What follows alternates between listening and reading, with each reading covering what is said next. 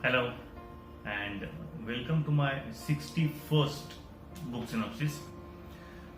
Do you know that Junagadh, a princely state, was ruled by a Muslim leader and his subjects were Hindus, and he was thinking of merging with Pakistan? Do you know that after we won the independence, it took more than 10 years for us to liberate Goa because Portuguese did not want to give the control and they tried all possible diplomatic means to ensure that the control remains with them.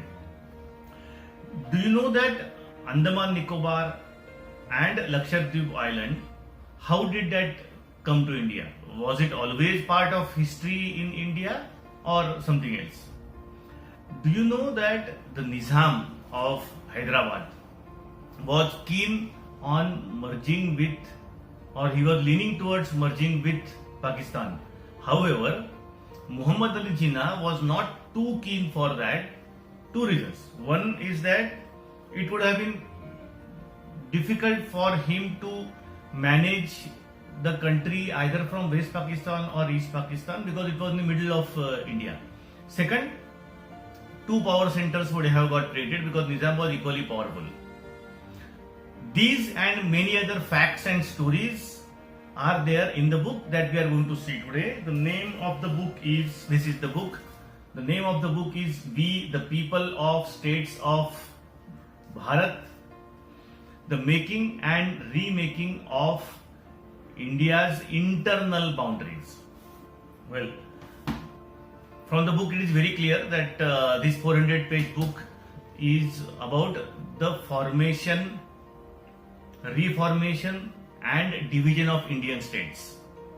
Book is written by author called Mr. Sanjeev Sharma, who superannuated from Lal Bahadur Shastri Institute of Lal Bahadur Shastri Academy of Administration after 36 years in Indian Administrative Service. He started writing this book in 2019 and this was published by HarperCollins in 2022.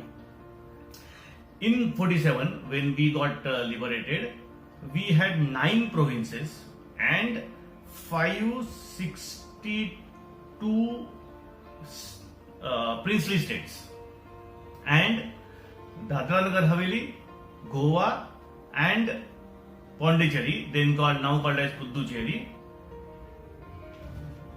which was a part of Portuguese and French respectively. These princely states had 48% of India's population and 2/3 of the area, and therefore the efforts of Mr. Menon and Sardar Patel cannot be ignored as to how they managed to get this merge with India, none of them going or staying separate or merging with Pakistan.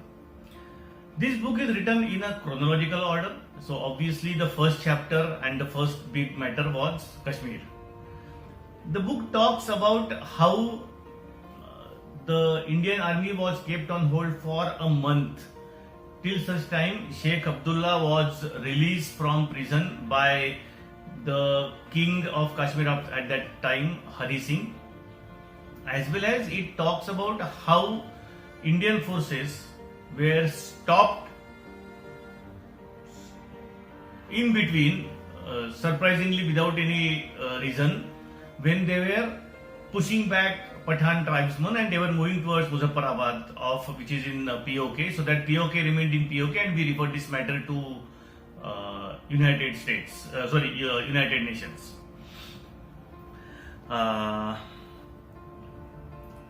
Then the State Reorganization Commission was formed and it in principle recognized the need to have the states being formed or created or divided based on the linguistic patterns, and therefore Madras constituency or Madras region got divided into 4 states. Bombay was divided into Maharashtra and Gujarat. These were the two things which happened at that point of time. Sorry. The book also has an interesting chapter on Delhi, and it was quite surprising for me to see that the power struggle for Delhi has been there since it was formed. So it's not that whether this government or that government, but irrespective of whosoever is in central government wants to control Delhi. The name of the chapter is also interesting: Delhi, New Delhi, NCT and NCR. That is the name of the chapter. Well, while the initial states were divided based on the linguistic patterns, at a later stage, the people's aspirations, cultural differences also become important while division of states. Examples are Uttar Pradesh, Madhya Pradesh, Bihar, and Andhra Pradesh. The last chapter is obviously on division of Jammu and Kashmir, which happened recently. The book is written in a story form, and it's quite a researched book. There are quite a bit of references. Author has referred lots and lots of books to read and make this book. One thing which I liked about the book is that it doesn't look like the author has any political leaning, but primarily talks based only on facts. I would have never thought anybody can write the book on the formation of states, but it is this 400-page book is interesting for somebody who is interested in the history and geography of India. Definitely gives a lot of inputs. I thought I knew certain things, but this gives good amount of information to all. So those who are interested to read such kind of books, it is an interesting book. I would recommend that you should read the book.